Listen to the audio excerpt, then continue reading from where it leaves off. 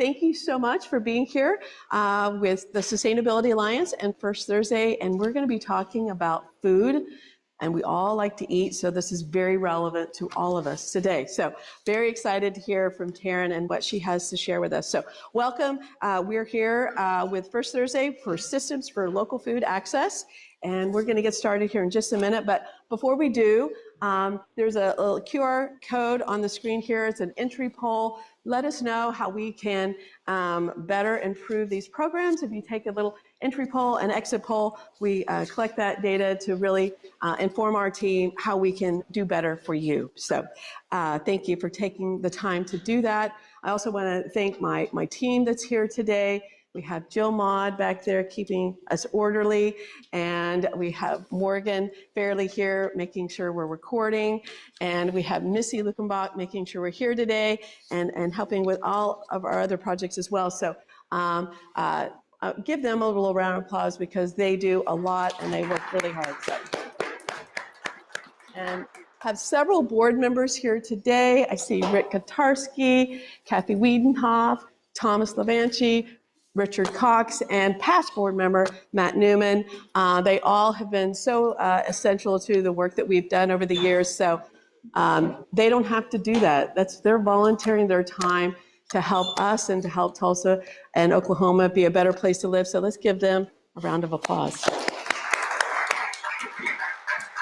Okay, so who are we? I think most of you know who we are, but I see a few potential new faces. So, really we're about bringing people together, providing those resources and educational opportunity for future generations. That's really what we're about. And really, we're about that triple bottom line of people, profit, and planet, and how those things intersect and how you have to keep that conversation going. It's not always simple. But it's always a continual conversation. So I think there's a people, profit, and planet slide that'll come up here in just a second.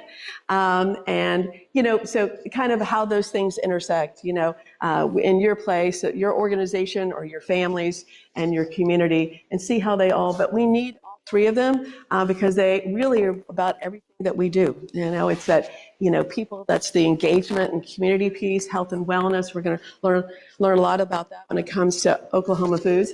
And, when it comes to that triple bottom line, it's like, those funds, keeping them here, investing in local resources, and then the plan, of course, taking care of our resources. We're going to talk a lot about that today. So that's what we're about in all of our programs. All of our programs go through that process of looking through that lens of sustainability, the triple bottom line. So today we're here for First Thursdays. We also have our B2B case for sustainability series where we get a little deeper into conversations from the business community. And but if you just want to hang out and have a conversation, Green Drinks is where we love to see our friends and great networking opportunity. And we have our first event of January will be Green Drinks. And then we have kind of how we track resources. So, to be able to measure how we're doing, to manage it, you have to measure it. And so I think Matt Newman put that in my brain many years ago. And so these are three of our tools there: First Steps, TerraScore, and Scorecard. There's one way that many ways that we're able to do that. And so if you want to learn more about that, we've got materials over there. If you want to learn about First Steps, Missy Luckenbach is in the room for you, and TerraScore and Scorecard, Morgan can help you with those. So take a look at those if you haven't already. Love to visit with you. So let's see what is next here. We've got just want to thank our sponsors. Thank you to all of our sponsors that really help us provide this programming. We have people online with us today as well as you wonderful people here in the room. And you can see who are some of our sponsors, and some are also in the room with us today. We have the Met, we have Save Our Streams with the City of Tulsa, Tulsa Area Clean Cities with INCOG are here today and part of our sponsorship. We also have, so let's give them a round of applause for showing up on this cold day. And they have so many great programs that if you're not familiar, definitely take a moment and visit with them because they're always adding new ways that they can help you with your sustainability journey. So big thank you to all of our sponsors and Williams in particular. I think we have a video for Williams.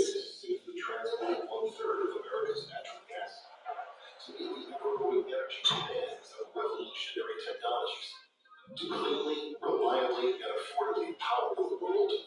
It takes experience, 117 years worth, experience that helps society move towards brief new horizons of technology and innovation that continues powering the future of our nation and the globe. Experience powers us. So let's give our sponsors a big round of applause and just really appreciate all their support. And okay. Now, why we're here is to hear from Taryn DeWitt. Let me do a little mini introduction and we'll get started. She's the founder of Tulhoma. She was raised in Cleveland, Oklahoma. She attended the University of Tulsa, where she earned her degrees in international business and Chinese, and later received her master's of business administration and Master's of Science in Management Information Technology from the University of Oklahoma. Taryn has spent her career working in the food supply chain at both the national and local levels with a focus on food safety, logistics, and aggregation.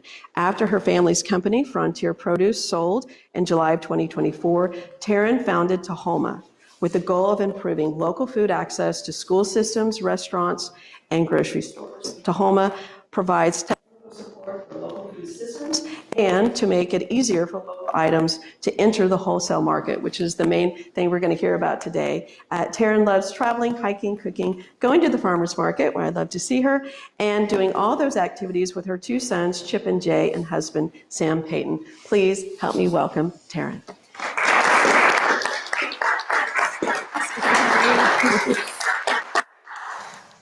Okay, hi everyone. I want to make sure I'm staying on time because I would love to hear from you all, and I'm sure we're going to have some great questions.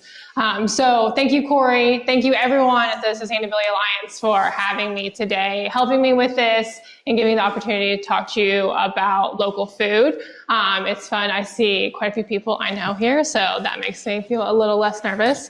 And so I'm here to talk to you today about what it's like in Oklahoma with our local food systems, what we've done over the past few years to make it better, and things that you can do as a consumer to continue on this journey.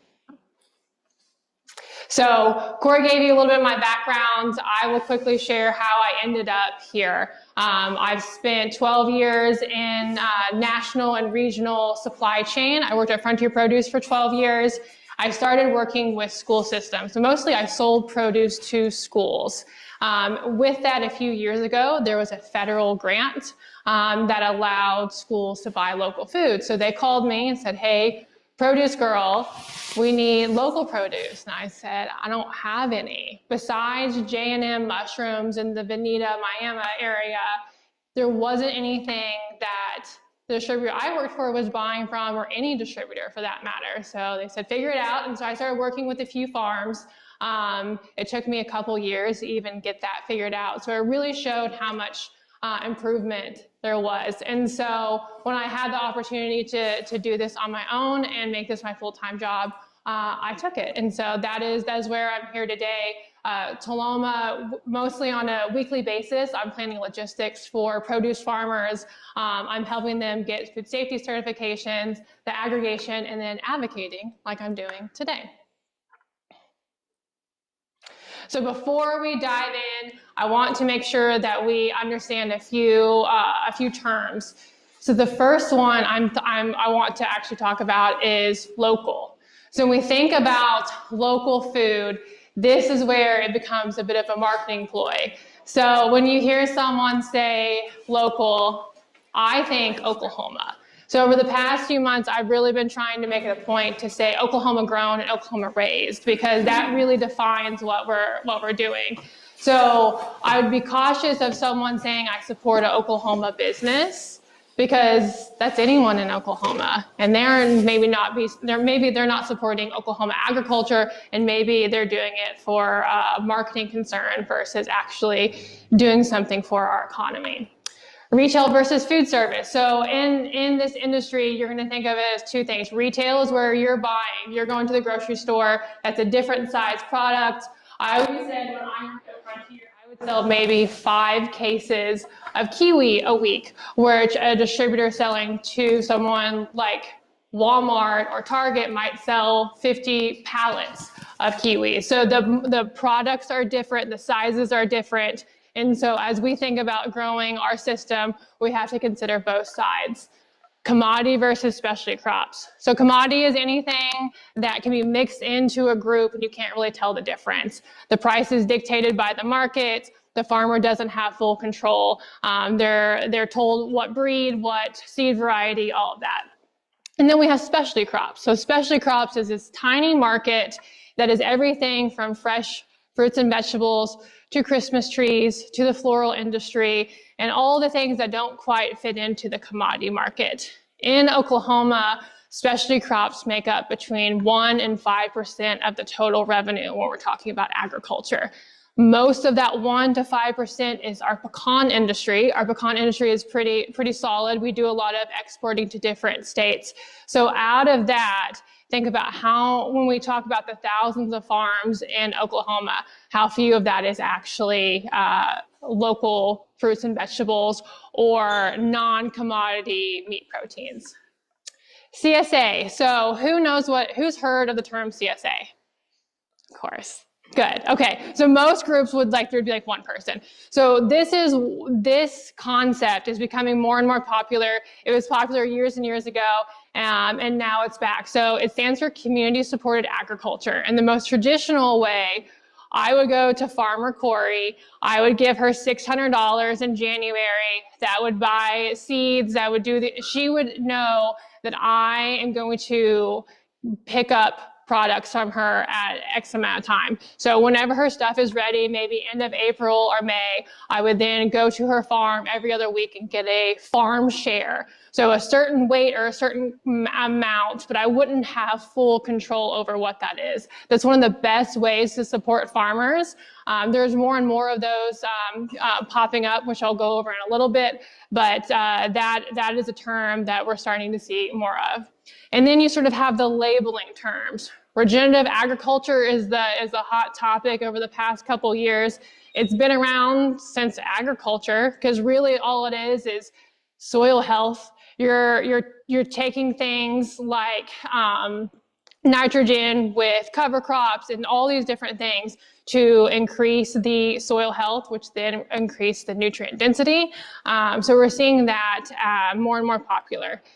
We think about that for fruit and vegetables, but you also can think about that in, say, the dairy industry. So you can see regenerative farms in the dairy industry. That means what the cows are eating is nutrient dense. They care about the grasses. They care about all those. They're doing sometimes crop rotation. Organic certification, that's just a labeling. It's a USDA requirement. The farms are getting inspected. It's a 3-year project at minimum. We don't see organic farms as much in Oklahoma because we are not really all that integrated. So a farm might be doing 99% of the things that would label them organic, but they're not spending that $500 to get the certification, and they're not spending all the time on the paperwork. And then you have small scale versus large scale conventional. So these are using some kind of synthetic chemicals to help the plants grow. Small scale conventional, we still have a number of farms that are doing this, but they're not going to be using those chemical inputs the same way a large scale is, because these fertilizers and pesticides and herbicides are very expensive. And so naturally they're going to use that less than a large farm that's trying to protect thousands and thousands of acres of, say, strawberries. So like I said, produce is my background. So these are who I talk to the most. And so I'm going to give you sort of who they are. There are very few multi-generational farmers left. A lot of times we're talking to people that this is their first time doing this in their family, right? They're the only farmer in their family, meaning they probably don't have land access, and they probably don't have a ton of, they don't have decades of experience to learn from maybe their grandparents. Most of them make less than $30,000 a year. How do I know this? So when a farm makes more than, and this isn't profit, this is sales. So when they make more than $30,000 a year, 3 years in a row, they're supposed to call our Department of Ag and say, we are now an official business, we are now on your radar. Do farmers do that? Absolutely not. But they are still going to eventually get on ODAF's radar. And ODAF has a list of these farmers, and there are 30 of them on the list right now. So even if like 90 of, were kind of under the radar, that is still the smallest portion of fresh fruit and vegetable farmers as a percent of population in the US by far. So we don't have a ton of larger farms. And when I say larger, I mean $30,000 or more. Many left their mainstream jobs. They were engineers at One Oak. They were market managers in Minnesota. They left something that felt like a desk job for whatever reason, and now they are farming. Now they're doing backbreaking work. Now their fingernails are always dirty. And so when I tell them, buy more land, hire an employee, stop growing 25 crops, just grow 3 because that's the most efficient, most of them tell me no.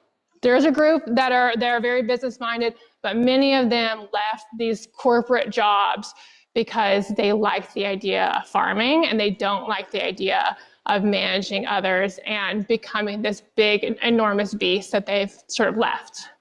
And most of them are selling direct to consumers. They're selling at the farmer's market. They're selling out of their own farm, and we are trying to get them to do more wholesale. And to touch on a few other farmers, dairy industry, if you were at one of these talks a few months ago, you got to listen to Midwest Dairy. They had an awesome talk. Very few dairies, large dairies left in Oklahoma. Most of them are selling directly to Highland or Brahms, and no easy way to have a different avenue to sell elsewhere. There are a few small dairies around, but they are few and far between. Most of them you can find at the farmer's market. Poultry industry, I believe, is one of the hardest in Oklahoma right now. Correct me if I'm wrong, I believe there's only one USDA processing house in Oklahoma, which means if you are any kind of large-scale chicken processor, you're either selling to Tyson and your practices are Tyson, or you are having to pay high prices at a very, very packed processing house, or you're having to travel to, say, Arkansas. So when you see $20 a pound chicken breast in a store or at the farmer's market or, say, Prairie Creek's market, that is why. Beef and pork is the most developed. There's probably 100 options if you want to buy some local beef or pork. There's plenty of people that are able to process that. And I feel like even though you're not going to see that at a Reese's or a Homeland, to my knowledge, that is the most developed industry that we have.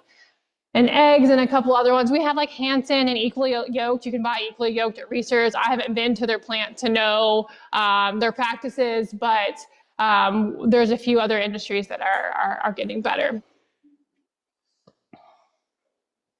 So the movement in general, you can kind of you can see what we're working with. We are very siloed. The farmers tend to be vertically integrated, as in that they are growing, they are doing the marketing, they are doing the delivery, they're doing all the expensive things without being connected with each other. They're all growing their own breeds and their own varieties, and that makes it hard when, say, Homeland calls and says, I need 3,000 pounds of tomatoes. Well, farmer A, B, and C all have different sizes and all have different varieties, and so we can't aggregate that. So I work with the OKC Food Hub, and those are the problems that we are trying to solve. We're trying to create more standardization. We're doing a great job with logistics, in my opinion. We are Oklahoma is one of the least integrated food systems in the US, and we are also in last place in fresh fruit and vegetable consumption. We were actually in 49th place, but Florida didn't send in their data. And so, but I'm assuming Florida, a citrus-rich state, is still eating better than we are. So I think those are so correlated. The fact that we can't go to grocery stores, there are so few restaurants that have access to local food. So why would we want to eat fruits and vegetables if they're shipped in from California and they don't taste good and they don't have the nutrition that we need? So those are the conversations that I hope that we can have more, and that is the main reason why I want to solve these problems. Okay. And a few the difficulties of each category. So farmers markets, wonderful way to buy food. They're open once a week, and sometimes in the summer, twice a week, which is great. So that is the easiest way. But again, if you miss that mark, if you've got something on a Saturday or a Wednesday morning and you want local food, it is hard to find an alternative. Larger grocery stores, larger institutions, chain restaurants, larger restaurants. The main issue is they have pretty serious contracts with Cisco and US Foods and Ben & Keith. And when you break that contract, you can get in trouble. And so when we go and say, hey, I want you to buy local food, they go, great, you just have to go through Cisco. Okay, well, first, Cisco's in Norman, which isn't too far, but I still have to get the Tulsa products to Norman and then back. That costs money. They have to have a food safety certification. That costs $5,000 at a minimum. We've got a program that makes it cheaper, but let's just pretend it's still $5,000, and they have to at least have $5 million in liability insurance to even have that conversation. So when we're talking about this stuff, it's really only the big farmers that even have this option. So that's why we look at grants available for school systems. There's a state level grant that allows schools to buy local food, which is incredible, and that has been very, very successful. And we look at our independent restaurants, which again, it is incredibly hard. Even if they are allowed to buy local food, the margins are so tight now. The paper is more expensive, employees are more expensive, everything is more expensive. So when I say, hey, do you want to buy these local sweet potatoes? They're only 30% more than what you're buying anywhere else. It's hard to even begin. So the consolidation of our supply chain has really drastically affected this, but every other state is doing better than us. And so as I kind of sound pessimistic, all we have to do is look at other people, other states that have figured it out and keep moving. Okay. So where can you buy local? So the farmers markets, Tulsa farmers markets, the Rose District in Broken Arrow, I think Owasso has one now. CSAs, shout out to Tulsa Farmers Market to go as an incredible option to buy your groceries. Better Day Farms in North Tulsa has a great CSA program. Three Spring Farm, they have a really well-established CSA that's at the Unitarian Church. They've been around, I think, the longest. Joe's Farm in Bixby, they're starting their CSA back up. In the OKC Food Hub, they have 3 in Oklahoma City, and they're launching at OU Tulsa in April. Independent grocery stores, I'm sure I've missed a few, but these are some that came to my head. School systems, huge shout out to Union Public Schools. Not only the best in Oklahoma at sourcing local, every single day there is a local item available for Union kids. Lisa Griffin was at TPS for years, moved over to Union and created this program that is absolutely incredible. But we also are seeing orders from Glenpool, Bixby, and Broken Arrow. I'm sure there are a few more, but these are who I work with directly every single week. And restaurants, I put the 2 that are doing sort of top tier. There are still a ton of restaurants that are doing great stuff, particularly with local protein. You can go on the Tulsa Farmers Market page, and when they do their like Wednesday Chef Collective, I think that's a great, first off, it shows you who's supporting local, but it also shows you who is not. Because we see a lot of places that say that they are supporting local, and we would love for them to truly, truly act in that way. Okay? Partners to pay attention to. These are the people I talk to daily, weekly, monthly. They're the reason I have an income to do something like this. So I couldn't have this conversation without also shouting out all the wonderful places: Tulsa Farmers Market, RG Foods, and their new concept, the grocery box. Oklahoma State is doing incredible work as usual, and a ton of other nonprofits that are actively buying local food. So when I walked into this a little over a year ago, I was so happy with the hard work and the people I get to work with every single week. So want to give them likes on social media, follow them. Everyone's doing some really awesome work. Okay. When I have these talks, I usually have one or two people come up and ask me, well, what next? I'm interested in this. I didn't know about this. So these are some of my favorite resources. I particularly love Michael Pollan. He is my favorite author. He wrote Omnivore's Dilemma. So if you want a book for Christmas time, that's a great one. And then if you need a good documentary, Kiss the Ground is a wonderful, wonderful documentary. As you all are thinking, what can I do? It gets really, really overwhelming to think about how you're going to fit in a schedule where food access is somewhat limited. Pick one item, whether that be eggs or milk or ground beef or anything like that. Do your research, find a farm that you really like. Find someone that, most farmers are so friendly, you will literally get a friend out of doing this. And make those connections and build from there. If you have kids in schools, tell them that there's a grant out there under the Department of Ag. It literally takes 5 minutes to apply. Schools get $25,000 to buy local food.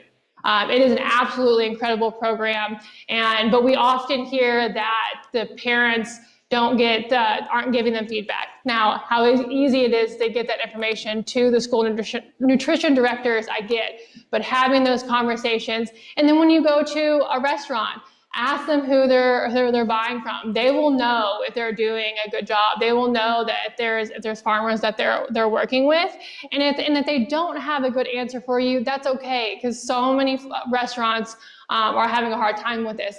Have a couple options. If you have a dairy farm that you love, try Prairie Time goat cheese, try Better Day lettuce, try Prairie Creek chicken, whatever it is, and go from there.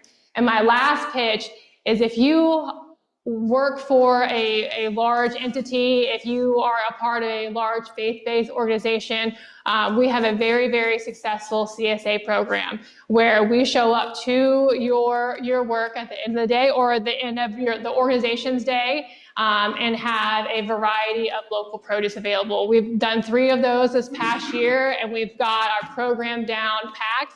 So if you know someone, if you have an HR contact or anything like that, and you know someone that you might want to have that conversation with, it's a wonderful way to get local produce available, and you pick it up right at the end of the day. And so that's what I'm most excited about, having that available for folks. So with that ends my chat, and I am here to answer some questions.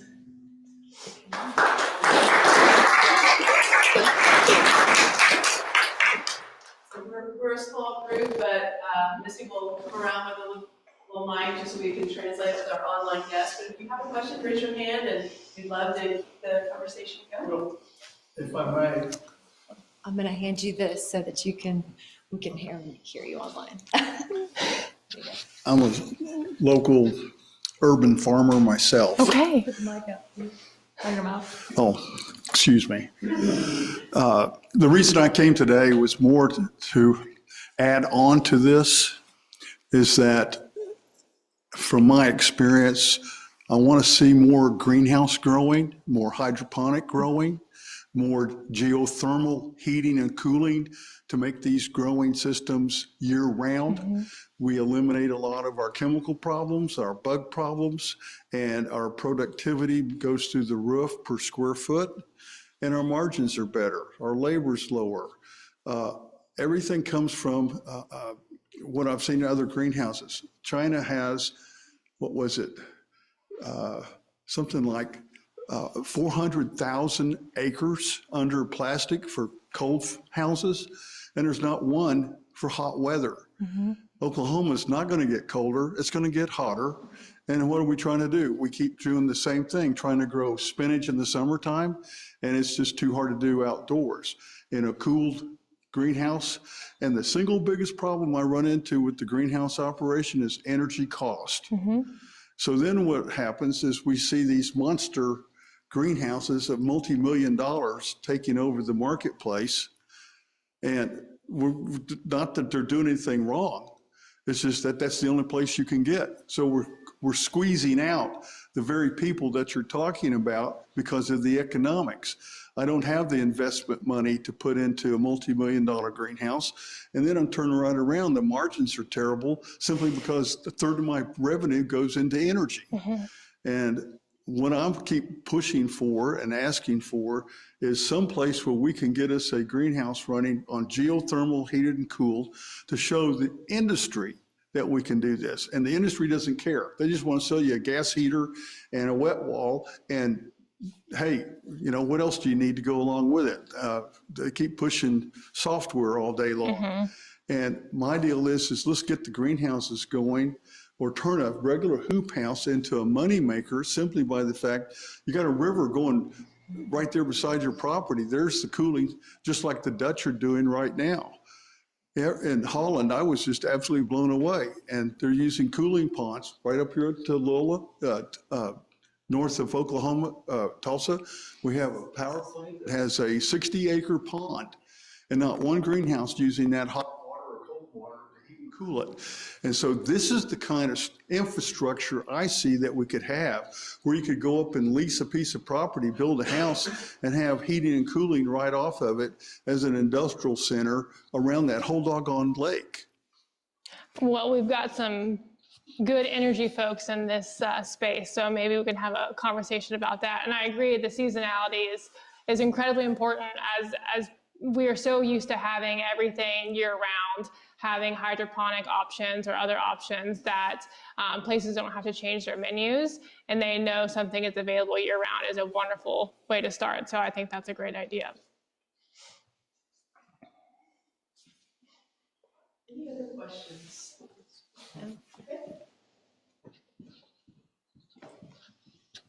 Thank you. So I was wondering, you mentioned like the relationships between the grocery stores and some of these distributor systems like Cisco, and how that can kind of be an issue for them getting local produce into the grocery store.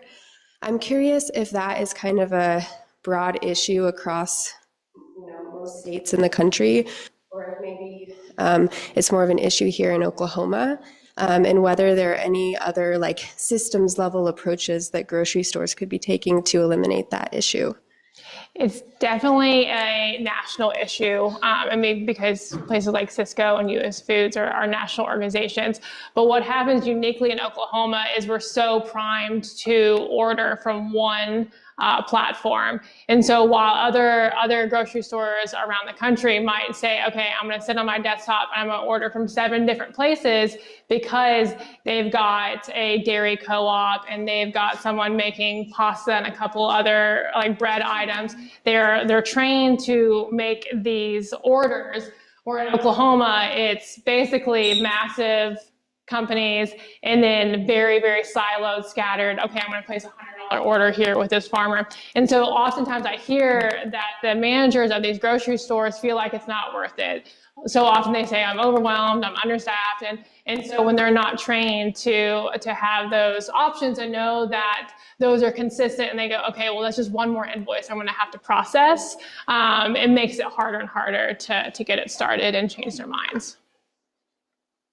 That's a good question. Yes, Matt. I see this is the online people. So great information. Thank you. This is super helpful. You mentioned in the presentation, I was paying attention a little bit, farmers market. You can get online and look at the farmers market and see some of these resources. There are other areas that have information. So I'm thinking about, there's a butcher out in Coweta that does just local, and it's phenomenal. just phenomenal, supply from ranches and poultry farms. Having a resource like that, kind of a directory that's deeper would be helpful. Is all that on the farmer's market? So they're definitely, the farmer's market's going to have a host of stuff. Katie and I, with the Tulsa Urban Ag Coalition, so Katie Pahalke right here, the queen of everything local foods, been doing this a lot longer than I have. We are working on, so Tulsa Urban Ag Coalition, their website should have some stuff up, and that's something that we are working to do. The problem with that is defining who's doing what, and do we want to put rules on how much they're sourcing locally and how much an entity does something seasonally versus not. So we've had this conversation for a couple years now, and I know we need to be putting more information out there, but we want to make sure we're putting out the accurate information. And so I think gathering a list like that you're talking about is really, really important, but then we get in the weeds about it and keep prolonging it. So, but you're inspiring me to continue on with it.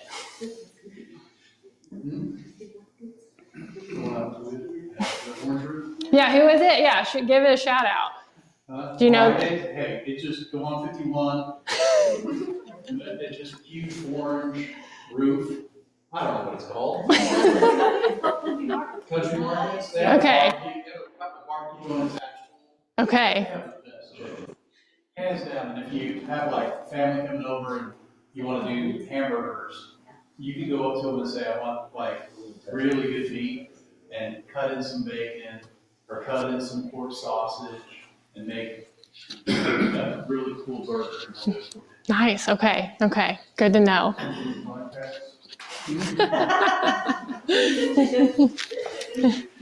So mine's not really so much a question as kind of an announcement. So I'm part of a group that's putting in a bodega at Archer and Quanah. It's called CHOP for Crosby Heights Owen Park. And what's more, Chris McCabe is the guy that's doing it. We also have a community garden there across from, I always forget the name of what's the cool building with the fish on it? Belafonte. So he owns Belafonte. So it's put out to you guys that we're going to be having beds available for people who want to be a part of the community garden.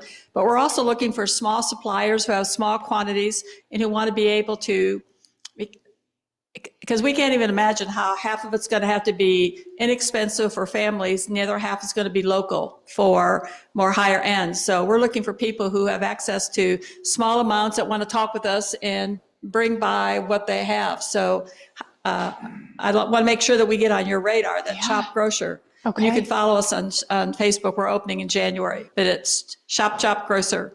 So, great. And we hope to do more of these. And because we're kind of going after Katie in terms of looking at where food deserts are and saying how you're going to create community and deal with food deserts. So that's something I'm working with in my spare time right now. That's great. That's wonderful. What did you call it? Chop, CHOP.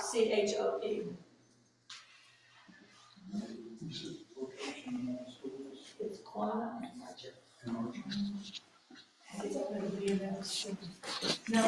I was just hoping, can you send us that last slide that we didn't see of things that we could do? Yes. Would you be able to? Okay. Mm-hmm. Thank you. Yeah. Okay.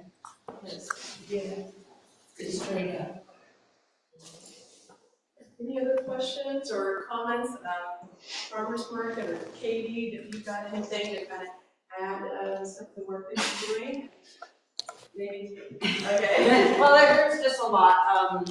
Talking about the grocery store, we work with Oklahoma City Food Hub, and we're working with the Oklahoma City Food Hub and Taryn and Jenna, and helping transport back and forth and testing some markets. And we're testing, purchasing, we try to put as much local from our farm as well as other farmers. There's a lot of barriers. There's a lot of education that needs to happen on the farmer side and coordination. I purchase things and I just never know what I'm going to get, whether I, get a case of beets and the beets are as big as my pinky finger, or, Big as your head. So it's just hard. There's going to be a lot of work that needs to go into it, but there's a lot of folks really doing this work, whether it's TUAC, whether it's OLAC, Oklahoma Local Ag Collaborative, and trying to really help the farmers understand how to price wholesale, how to do naming conventions, how to box it, how to ship it.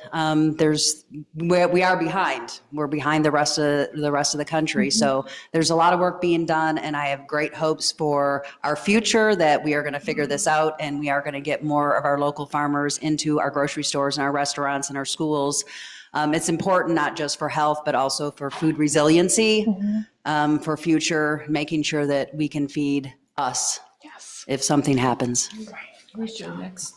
Yeah. Oh, yeah. I forgot about that. I guess next Friday on the 12th, there's going to be a free dinner and a talk about who controls the food. It's at St. Jerome Parish at 205 West King Street. I will be on the panel. Nico Elbert, who I love to death, will be on the panel, and Professor Raj Patel is going to be on the panel. So if you're interested, it's free. Next Friday at 5:30. Great. There'll be another talk about food. Great. Forgot about that. You don't even promote yourself. I don't even promote myself. Did you mind? Oh, sure. Okay. So I just had a question about part of your presentation where you talked about Oklahoma having not a very integrated food system. So it's like difficult to get local food around the state. And I was just curious if there are any specific reasons why Oklahoma struggles in that space, because that's a surprise to me. I consider us a pretty agricultural state, so just kind of surprising. And then I guess on top of that too, I'm curious if you have seen any examples of tribal programs or initiatives in this food system space. So the integration, it was a slow. We used to have wholesale markets. We used to have produce markets like all the other states and big cities. And I don't have an exact reason of what pinpointed the dwindling of that. But what happened is a lot of the bigger farms went out of business. Smaller farms started back up, and they started doing their own things. And so they were working on their own marketing, their own sales. And so being able to pull together, not necessarily commodity, but hey, I want the best industry that's still developed is watermelon. So the watermelon, okay, I'm going to grow a 20-pound watermelon. It's going to be seeded or seedless, and it's going to be these 3 seed varieties. I'm going to sell it to a broker, and then it's going to get into research and homeland and all that stuff. And you don't know what your brand doesn't carry on, but you're getting pretty good sales. We're not seeing that in other markets, like the tomato market or the lettuce market. And so those are the things that we're trying to talk to farmers about. 1, convincing them that it makes sense to do that, but 2, picking the right varieties that we think will sell. And having those contract conversation of, we will actually give you $10,000 if you grow this product, and we're not just winging it and hoping we can find someone to sell. And then on the native, on the tribal side of it, Osage Nation, Pawnee Nation, they both have fantastic greenhouses. A lot of them have bison that they're processing. Processing bison is very different than processing cows, because cows won't try to kill you. And so it is a completely different system. And we're seeing them particularly with meat proteins, taking a strong stance on them. And they're also just great at writing and getting grants. And so we hope that they continue to lead the way. But this is also feels new to them. This conversation of back to getting to the land and agriculture and scaling in a way to serve their population. This is still the past few years. Yeah. Thank you so much. Let's give Taryn Thank you.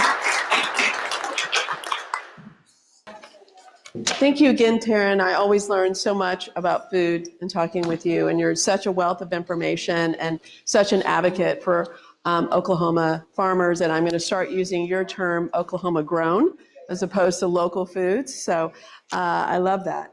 So again, thank you to Taryn. And just, I think if you'd be willing to take our exit poll here that gives us a chance again to kind of hear how we did and how we can continue to improve. So that's there up there for you. And let's see, what do we have next?